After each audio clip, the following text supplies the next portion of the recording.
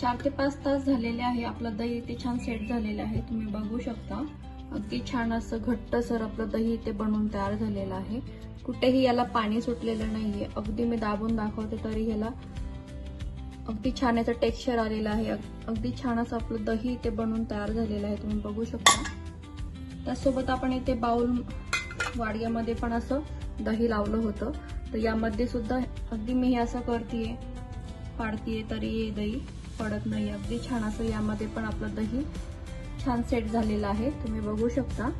ह्या पद्धतीने दही बनवून बघा, खूप छान दही बनतं। तर आता मी तुम्हाला इथे कापून दाखवते। अगदी छान असं हे बघा, अगदी खोलपर्यंत आपलं इथे जात आहे। अगदी छान असं वडीसारखं घट्टसर असं आपलं दही इथे बनवून तयार झालेलं आहे। या पद्धतीने दही केलं तर तुमचं ही दही अगदी छान लागेल।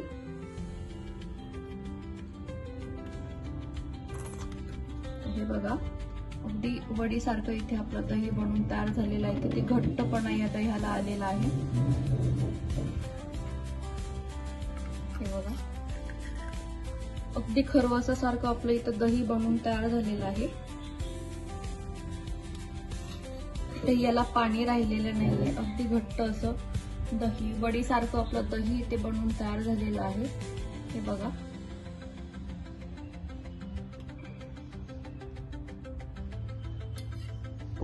अगदी खापेसारखं अगदी छान असं घट्टसर आपलं दही इथे बनवून तयार झालेलं आहे।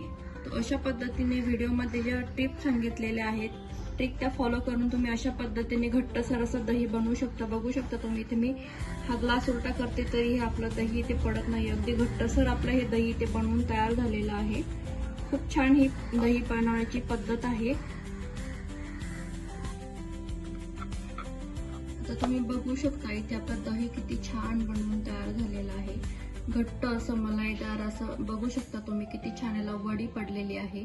अगदी मऊ लुसलुशीत असं आपलं दही इथे बनवून तयार झालेलं आहे।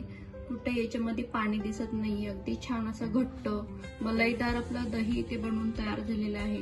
आता ह्या दह्यापासून तुम्ही ताक किंवा कोशिंबीर असे बरेचसे प्रकार तुम्ही अगदी बनवू शकता व्यवस्थित।